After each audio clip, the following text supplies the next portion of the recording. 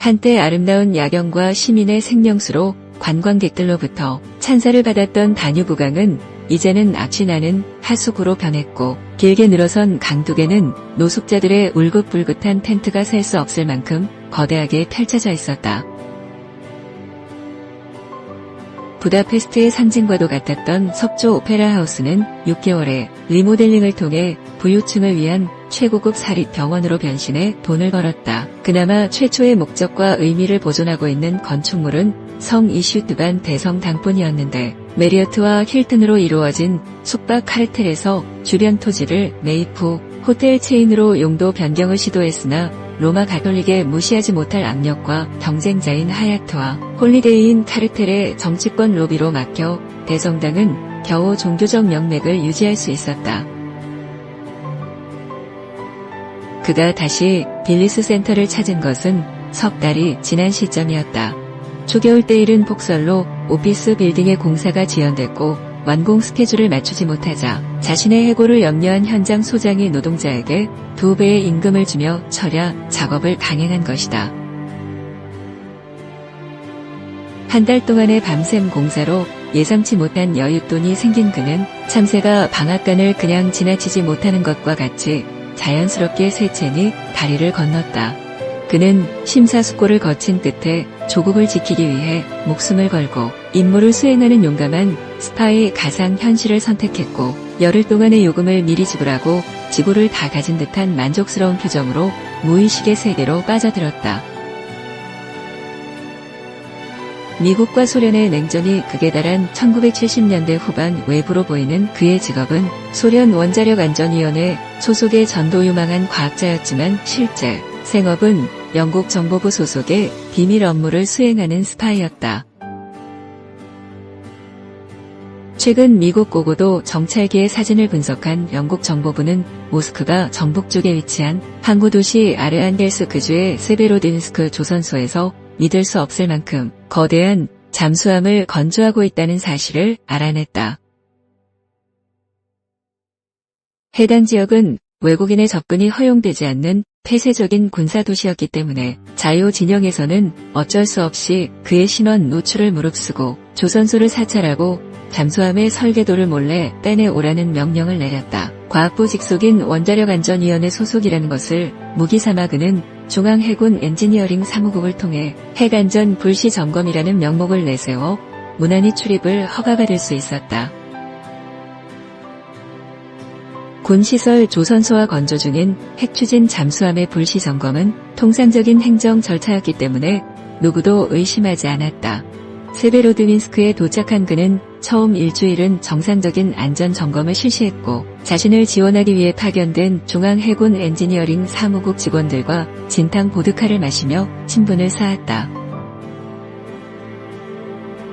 두 주가 아무 일 없이 무사히 지나가자 그에 대한 경계는 허술해졌고, 마침내 칠흑 같은 어둠이 내린 금요일 밤 작전을 개시했다. 모두 퇴근하고 아무도 없는 잠수함 작업 현장에 고양이처럼 조용히 숨어들은 그는 초소형 사진기로 이곳저곳을 돌며 수백 장의 사진을 찍었다.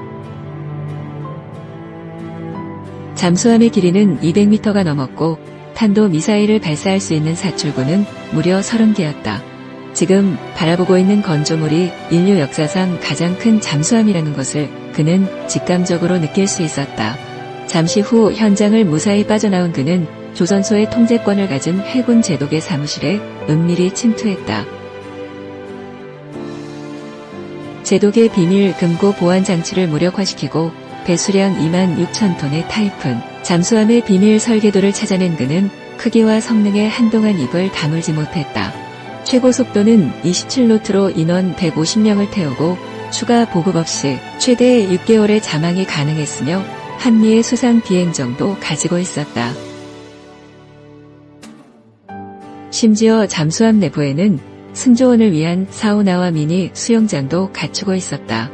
설계도를 보고 있을 때 건물 내부로 들어오는 야간 경비대의 발자국 소리가 어렴풋이 들렸고, 카메라 셔터를 급히 눌러 설계도를 마저 찍은 후 그는 미처 주변을 정리도 하지 못한 채 창문을 통해 탈출했다.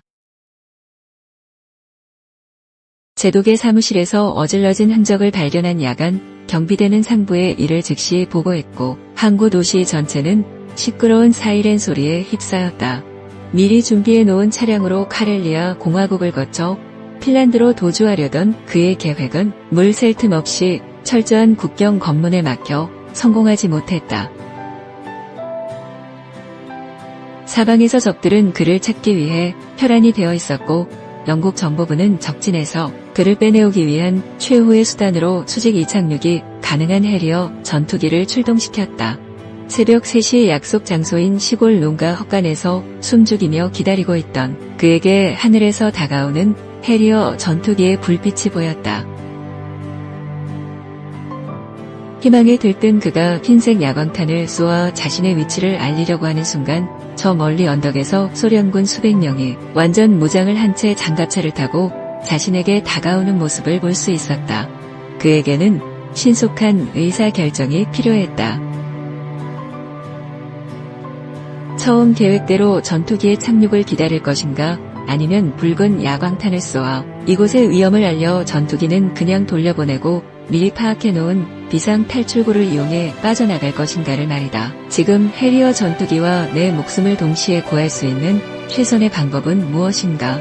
라고 그가 어지러운 생각을 정리하고 있을 때 뜬금없이 텅 빈 하늘에서 자신의 이름을 부르는 소리가 들려왔다. 드미트로프 씨. 그는 하나님의 음성이거나 아니면 자신 마음의 소리라고 생각했다. 하지만 곧이어 드미트로프 씨. 그만 일어나세요라는 잔소리가 들려왔고 그는 한동안 어리둥절해하며 정신을 차리지 못하고 헤매었다. 그레고리 드미트로프 씨. 아쉽게도 약속된 시간이 끝났습니다. 다음에 더 좋은 서비스로 모실 것을 약속드립니다. 출구는 왼쪽입니다. 잠시 후 현실을 깨달은 그는 유니폼을 입은 여직원에게 결정적 순간에 자신을 깨웠다며 볼멘 소리를 했다. 하지만 그녀는 무뚝뚝한 표정으로 덤덤하게 질문했다. 드미트로프 씨, 추가 요금을 내시겠습니까? 그가 답변하지 못하고 머뭇거리자 한심하다는 투로 그녀가 말했다. 출구는 왼쪽입니다. 고객님. 무일푼이 된 그는 다음을 기약하며 힘 빠진 두 다리를 겨우 이끌고 단칸방으로 귀가했다.